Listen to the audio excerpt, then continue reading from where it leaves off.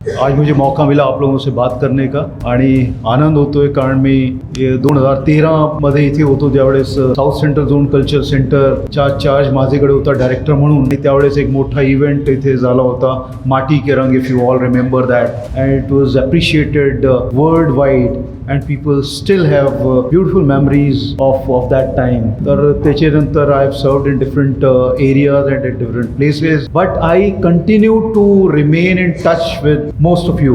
Many of you had met me at different places at different times, and I that's what I feel that this is how I have been attached to you, and I continue to be part of the place where I have served earlier.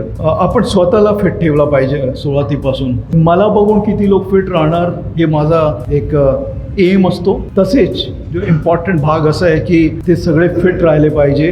नाही तर आपल्याला भरपूर वेळेस ऐकायला मिळतो की रिटायरमेंटच्या वेळेस आपण सोबत एखादी डायबिटीज, एखादा हायपरटेन्शन, एखादा हे घेऊन जातो. तर त्याच्यावर माझी वॉच आहे. आमचे जे रिफ्रेशर कोर्सेस आहे, आपले जे गेम्स आहे आणि जे त्यांचे जे जिम आहे, मी आलो तर त्यावेळेस जाताना लगेच तिथे व्हिजिट केला. जिम कसं इम्प्रूव्ह होऊ शकतो ते आपण करतोय.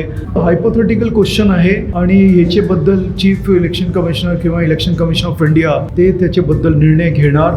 जो निर्णय राहील, कारण आपल्याकडे कोर्ट्स आहे, सगळं आहे, ते स्क्रुटिनी करणार. आम्हाला जसं सांगण्यात आलं की ह्या चौकोनीमध्ये तुम्हाला इलेक्शन्स करायचे आहे आणि तुमचं काम आहे सिक्योरिटी देणे.